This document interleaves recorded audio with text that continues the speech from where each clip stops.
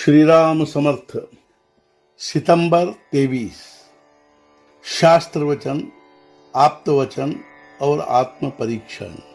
एक बार उद्धव ने श्री कृष्ण से पूछा, हे परमेश्वर, तुम अपने मुख से ही बताओ कि हमें तुम्हारी प्राप्ति कैसी होगी। तब परमात्मा बोले, भक्ति करने से ही मेरी प्राप्ति होती है। भक्ति के 3 साधन हैं, शास्त्र वचन, आप्तवचन और आत्म परीक्षण। लेकिन हमारा इस समय सभी कुछ विपरीत हो गया है।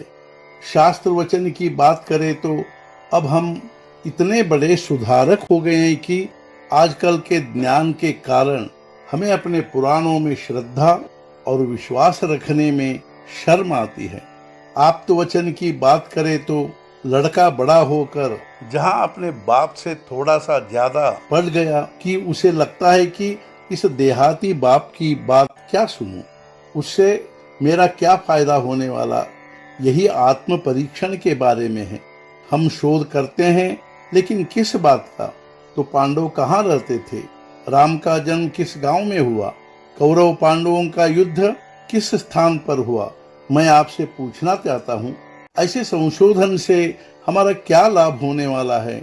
एक प्राध्यापक ने मुझसे कहा, मैंने श्री कृष्ण के बारे में बहुत संशोधन किया है। उनका जन्म स्थान कौन सा, उनका निर्वाण स्थल कौन सा, इसके बारे में अब पूरा विश्वास हो गया है।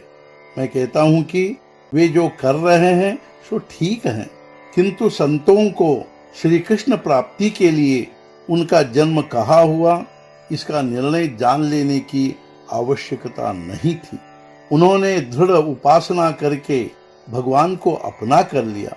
यदि सत्य कहा जाए तो श्री कृष्ण का जन्म उपासना के द्वारा हृदय ही में होना चाहिए और वही सत्य जन्म स्थान है।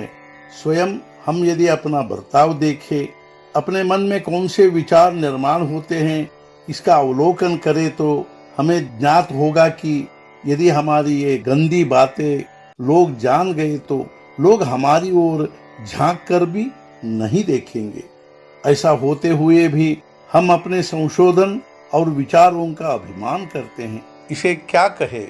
क्या इस ढंग की वृत्ति से हमें भगवान का प्रेम प्राप्त होगा?